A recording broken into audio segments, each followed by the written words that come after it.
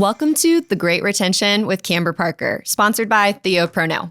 I'm Camber, your young professional expert and founder of the YoPros, where we bring you the answers you need to know about how to hire and retain the best talent, starting with the young professionals you work with. There's a lot of young professional fish in the sea, as I like to say, but how do you catch them? And what do you do once you reel them in? That's where we come in. Today, I am so excited to have Carlos Phillips join us, President and CEO of the Greenville Chamber, joining us from, of course, Greenville, South Carolina. I've had the privilege of working with Carlos for the last year and have been involved with the Chamber for several years before meeting him, so I'm a huge fan of all of the initiatives taking place at the Chamber right now, and I'm eager for those of you who in the audience to learn more, if you don't know too much about it already. Carlos has spent close to 2 decades working in the Chamber of Commerce world, starting in Kentucky, and now leading here in Greenville. I invited Carlos to the show because I believe that young professionals have the potential to make lasting economic impacts in the cities we live in. Who better to talk to about this than the head of the Chamber, who leads the business community in Greenville to be a globally competitive economy. Carlos, welcome to the show. Camber, I'm honored to be here. Well, let's just dive right in. We're going to do something that I like to call a lightning round of questions. So in the fastest, most concise answer possible, can you give us a little bit more of a background on what we might have missed about you? Well, I'm no longer a young professional. You're an experienced professional. I am experienced and tenured. But I entered this industry, as you said, almost 20 years ago in Louisville, Kentucky. At the time, I guess I was a young professional when I entered the space. I entered it as just a conduit, if you will, to my next corporate gig. I said, well, all the businesses are at the Chamber of Commerce. You know, I'll start working there, make some good connections. Yeah, smart. But I fell in love with the work. I fell in love with the impact that chambers of commerce can have on a community. I also enjoyed the role that I could play, bringing a different voice to the table, and doing so in a way that could really impact a community. And that has continued over the past 20 or so years, and I'm fortunate to be able to impact our community here in Greenville. Well, you're certainly doing that. And I would love to know if you can, because we're, of course, talking about young professionals today, can you share an experience that you've had working with a young professional? And for those in the audience that might not know what that is, again, by definition, that is 21 to 39 years old. So what did that experience look like for you? Well, I've worked with several young professionals, so I can't say that there's one particular experience that stands out. But whether it was my experience with the Chamber of Commerce in Louisville, Kentucky, the State Chamber in Kentucky, or most recently, of course, the Greenville Chamber, young professionals are critical to the economic vibrancy of our community and its growth as well. So one of the great things that I enjoy so much about young professionals is oftentimes they are a bit less inhibited. They're freer to share their thoughts, which sometimes can be a bit unsettling. But at the Greenville Chamber, always welcomed.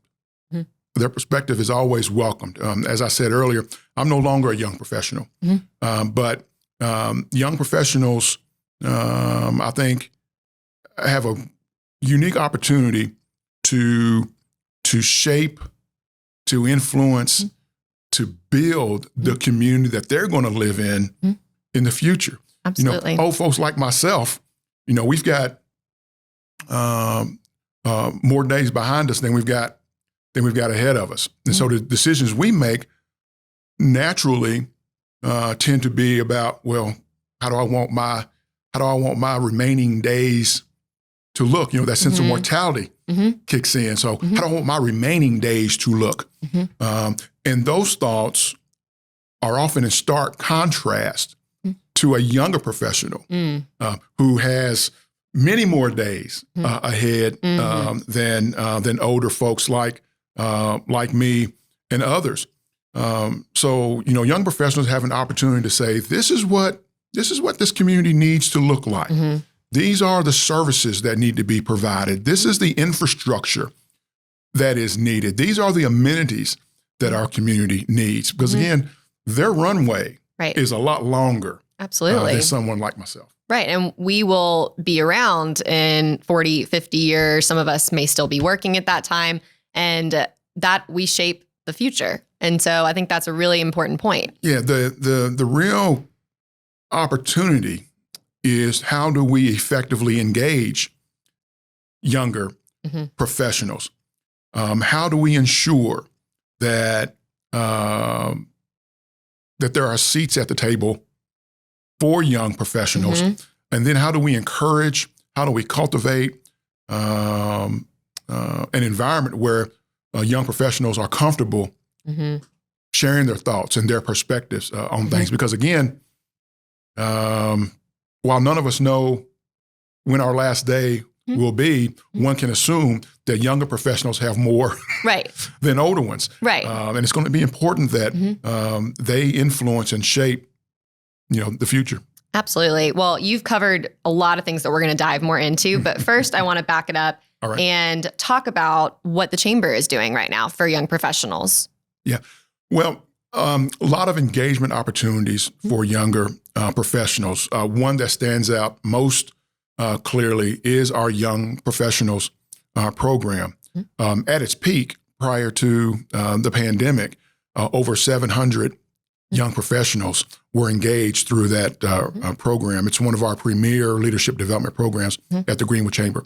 Not only is it a chance for young professionals to convene and network with each other, but those are some rich conversations that take place when those young professionals get together. And oftentimes, those conversations are about the future. So we're proud to host that program. We have young professionals engaged in other leadership development programs, like our Opportunity Greenville, Leadership Greenville as well. Those are great engagement opportunities for our younger professionals. And again, opportunities for them to share their thoughts, their perspectives, and engage in the process of improving our community and our economy.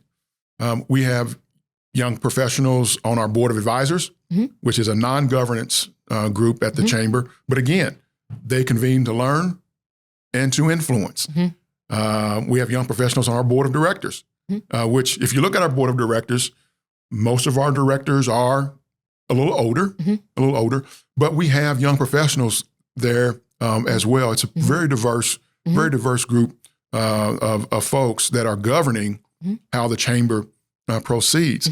And the communication, the influence, the perspective that they bring to the table is invaluable. It's really important to have those diverse thoughts because with just one type of person on a board or in a group, you're not going to get that really important tone and visibility from other areas and other cultures. And oftentimes when we think of diversity, we tend to think of it along racial lines, black, white, but there are so many factors, so many things that factor into diversity. And for us, while we are certainly cognizant of racial diversity, age is very important. Yeah, age diversity is also very important. And just for those in the audience, I've also experienced working with the Chamber significantly as a young professional and being a part of the young professional group and leadership programs. And it's really impactful. I told you this before. I really believe it's one of the main reasons I've been able to build this business because the Chamber has really poured into me as a young professional. So kudos to you guys. Well, and thank you.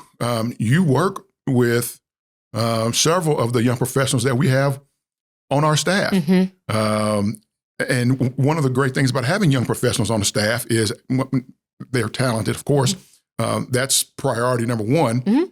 But man, they bring such energy and creativity. And again, a perspective when we're making decisions, they bring a perspective that, I may not have. It's true. Well, moving on, let's talk about numbers. All right. So what kind of economic impact do you believe young professionals currently have in Greenville, and what kind of future impact will they have economically if they stay in Greenville? Good question. It's hard to determine the exact or precise economic impact. You didn't bring an exact number for me. I did not. I failed. But I can say significant, and then I can raise that significant, and I can say even more significant as our community grows.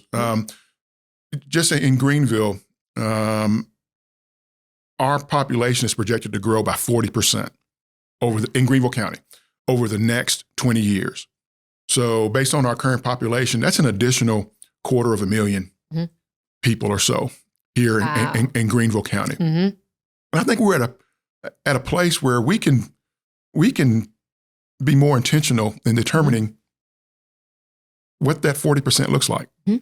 I think so too. And I was messing with you. I knew that you wouldn't have an exact number. $1 billion. No. But no, wow, that's a lot of growth in Greenville. That is a lot of growth. And I think our leaders have done a good job, an effective job of planning for that growth and ensuring that growth is inclusive growth. So you look at, and I marvel, my wife and daughter and we rode the Swamp Rabbit Trail a couple of weekends ago. And while cycling, riding that trail, it was amazing to see just how diverse and inclusive our community is. And it's amenities like a Unity Park. It is amenities like the Swamp Rabbit Trail. It is our vibrant downtown. It is those types of amenities that are a draw, not just for old fogies like myself, but my daughter, who's in her second year of college, she was impressed and commented on what she saw and how she felt while we were out riding. So I think we're well positioned, not only for the growth, but to ensure that growth is inclusive and welcoming of younger professionals. I also think there are some things that we still need to do, so our work is not done. And what are some of those things? Because you've already mentioned, some of the key factors that contribute to being a place that young professionals want to live and stay. But what are some of those other things that you think either Greenville can be doing or you think other communities can be doing to engage their young professionals? Yeah, I'll speak for Greenville, but when I talk to my colleagues around the country, the opportunities are quite similar. It's really going to boil down to who executes more effectively. So I would say a priority for us has to be attainable housing, increasing our attainable housing inventory. Many young professionals either cannot or do not want to try to afford living in downtown. Absolutely. Based on current inventory and pricing. So how can we grow our attainable housing inventory so that young professionals who they're just starting out in their career, entry level, so that they can live in an area that has the amenities, like a downtown. I would say infrastructure, and by infrastructure, I'm talking primarily about an expanded and optimized public transit system. Many young professionals don't mind, riding a bus to get from point A to point B. And our current public transit system could certainly be optimized to get people from where they are to where they want and need to be. That'll require an investment from our community. And I hope we find a way to make it because, again, that helps our community be more receptive and welcoming to these young professionals that we need. Yes. Well, all of those are really important if you live in Greenville or not. I think that Greenville is doing so many things really well when it comes to all generations. I always like to say that Greenville is the best place for all generations to live because I can't wait for the day. I mean, I'm enjoying working, but I think it's a great place to retire. I think it's a great, I want my parents to come down south and move from Maryland down here because I think it's a great place for them in this stage of life that they're in. And I think it's a great place for young families. So I think it's a wonderful place, but I do believe that with the increased growth over the next 20 years, it's going to be really important to have those additional items. One last thing that I think we can do, and this is more on employers in the area, and that is, and I think the pandemic really exposed this opportunity, and that is provide and allow for heightened flexibility. Heightened workforce flexibility. The 9-to-5 looks different today than it did in 2019. It does. So many professionals, young and otherwise, want a heightened ability to perform their jobs and to succeed away from the office. So the better that employees can provide that level of flexibility and that opportunity for professionals and for purposes of this podcast for younger professionals, the better their results are going to be and the more fulfilled the younger professionals are going to be. Absolutely. What are you guys doing right now at the Chamber? Yeah, we were, prior to the pandemic, we were equipped to work remote, but it was kind of a, if you have to. Yep. If you have to do it, you can do it there. It wasn't a formal expectation, but I think there was an unspoken expectation that, you perform most of your work from the office. We need to look at your eyeball to eyeball. Right. We valued the face-to-face connectivity and interaction, the camaraderie of working in the office. But the good thing about the pandemic is that we were equipped to work remotely. We just had to get used to having to work remote. Right. And that was a challenge for a lot of people. That was a challenge. And we had to figure out how to overcome the inability to physically, see and touch each other daily. How do you continue to work as a team when the team is not in the same room? So we are currently, we have an arrangement where we'd like for you to be in the office, but we understand if you can't be. We are, in the office, if you will, Monday through Thursday. But again, the flexibility to work from wherever you need to. On Fridays, everyone works from home in the morning. And then on Friday afternoons, we shut down. Okay. That's another opportunity that the pandemic exposed is that, we didn't shut it down as much as we should have. Working remote, we found that we weren't working less. Right. We were working a lot more. Right. And productivity starts to change. And I think that it's great that you identified that and then you've been able to still employ that. It's been, we've tried some things that didn't work. Our number one job is to stay productive and to continue to deliver the value that our investors and our business community expects from us. But doing so in a way that keeps our staff energized and focused. So I think remote work contributed to a lot of the growth that Greenville had because so many people started moving. There was an influx of, transplants. I'm a transplant, so I can say that. It was an influx of just people from all over coming to Greenville. I mean, we have hit so many lists as number one this. We were just on CNN recently for being one of the best top 10 places to visit this fall. So I think remote work created that. And I don't know if you have a comment on that, but I do believe it was impactful, and flexible work schedules are really, really important for these companies that are based in Greenville, wouldn't you say? I would. And you mentioned CNN. But, we've been featured in Wall Street Journal. We've been featured on 60 Minutes. Oh, yeah, that was a good one. And so folks continue to learn more and more about our community. And, people have, choices. And one of their key choices is where do I want to live? Where do I want to succeed? And clearly more and more people are choosing Greenville as the best option to live and to succeed. And I'm thankful for that. And I think our community is better for that. I think so too. So in our last few minutes of this episode, I want to ask you, as a growing number of young professionals continue entering the workforce, so I'm looking at, people your daughter's age, because she's a Gen Zer, as we like to call them. But as they're entering the workforce and the Gen X and Boomers generations begin to retire over the next several years, where do you see the biggest challenge?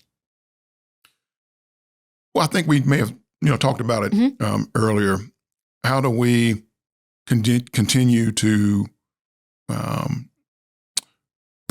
ensure that opportunities exist for younger professionals? And I think you talk about the Gen Zers, and as I think about my daughter, my daughter wants to be heard, and she wants her perspectives to matter. She wants them to be taken seriously. And I'll tell you, sometimes I fail. I'm the parent. I've been around here longer than you have. I know more than you do. And what I hope is while sometimes my daughter experiences that side of me, I understand that if enough of our younger professionals experience that, then we're not going to grow.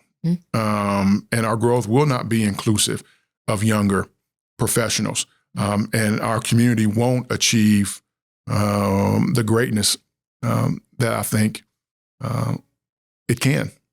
I think that's really important. And again, just wrapping up what we've talked about this whole time, this theme is inclusive of all working generations. There are 5 working generations right now in the workforce. And so not letting people at the table because of age is not going to help the future of our workforce. So thank you for sharing that. Well, thank you. We talk about the 5 different generations, and we focus a lot on young professionals.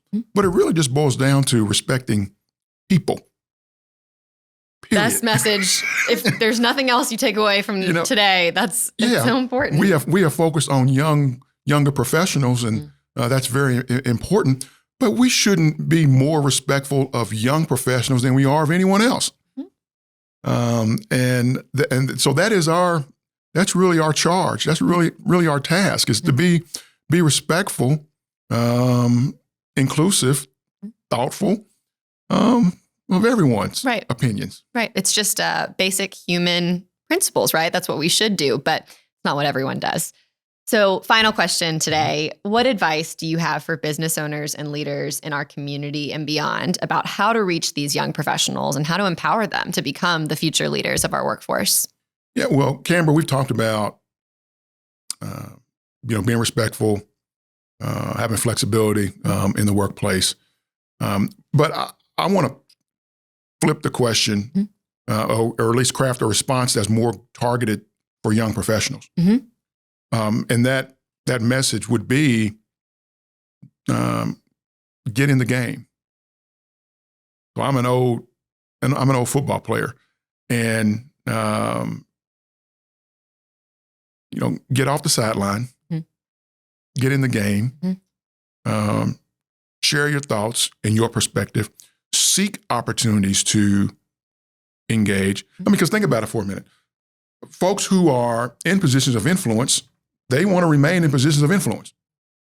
And so it's a kind of a natural reaction that I may not bring you to the table or to the party, because that means that's less opportunity for me. But I would advise younger professionals to be assertive, get in the game, and play. I love that. I think that's very important.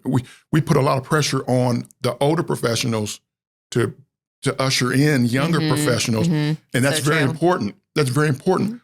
But I'll also say to younger professionals, make yourself visible. Don't hesitate to share your thoughts, your perspective, because it's a two-way street. It is. But I think working together, our community will certainly be stronger. I think that's a very good way to end the interview, Carlos. Thank you again so much for being here. I really believe that a lot of Greenville's recent growth is certainly accredited to you. So thank you for all that you're doing in this community. Well, Camber, thank you. I appreciate this opportunity. Thank you again for joining us today on The Great Retention with Camber Parker. Before you go, remember this: young professionals make up nearly half of the workforce today and are expected to jump at a rapid pace in this decade. What will you do as business leaders to help them become the next great leaders we need for our future? Join us next time for more information on how to recruit and retain young professionals. And if you enjoyed this episode, please leave us a rating on Apple Podcasts or wherever you listen to your podcast. This helps others know where to find episodes about this topic and more. And also, don't forget to share with your coworkers. Thanks again, and we'll see you next time.